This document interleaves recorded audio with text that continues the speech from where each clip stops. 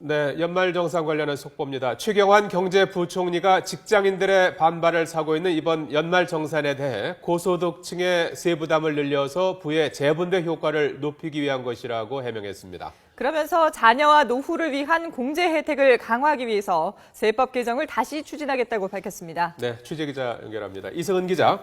예, 이승은입니다. 예.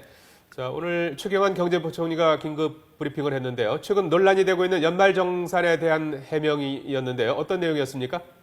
네, 최 부총리는 우선 연말정산 방식을 소득공제에서 세액공제로 바꾼 것은 고소득층의 세부담을 늘리고 저소득층은 줄여서 부의 재분배 효과를 높이기 위해서라고 설명했습니다.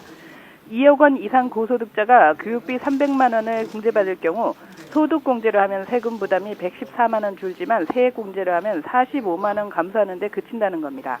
이런 방식으로 연소득 7천만 원이 넘는 상위 10% 근로자 160만 명은 세부담이 1조 3천억 원 증가하는 것으로 나타납니다.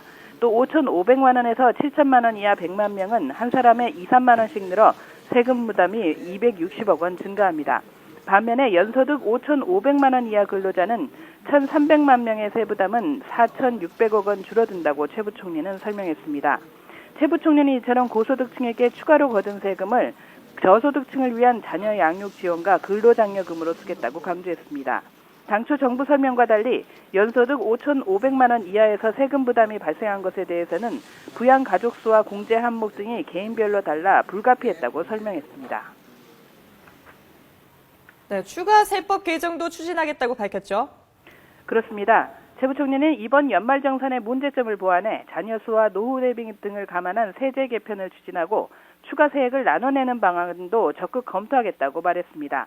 정부는 지난해 세법 개정에서 6살 이하 자녀 1명에 100만 원씩이던 양육비 소득공제와 200만 원이던 출산비 소득공제를 없앴습니다.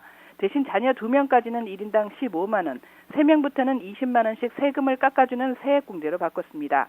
이렇게 자녀 공제가 줄자 반발이 거세졌고 출산 장려책과도 맞지 않는다는 지적도 나오기 때문에 정부는 추가 세법 개정을 통해 자녀 수와 출생아에 대한 공제 혜택을 늘릴 것으로 보입니다. 또 고령화에 대비하기 위한 퇴직연금, 연금저축 납부액에 대한 공제 혜택도 강화할 가능성이 큽니다. 그러나 이 같은 보완 방안은 세법 개정이 필요하기 때문에 올해 연말정산에는 적용이 불가능하고 내년에야 가능합니다. 추가 세액 분납 역시 마찬가지여서 당장의 반발을 잠재우기는 어려워 보입니다.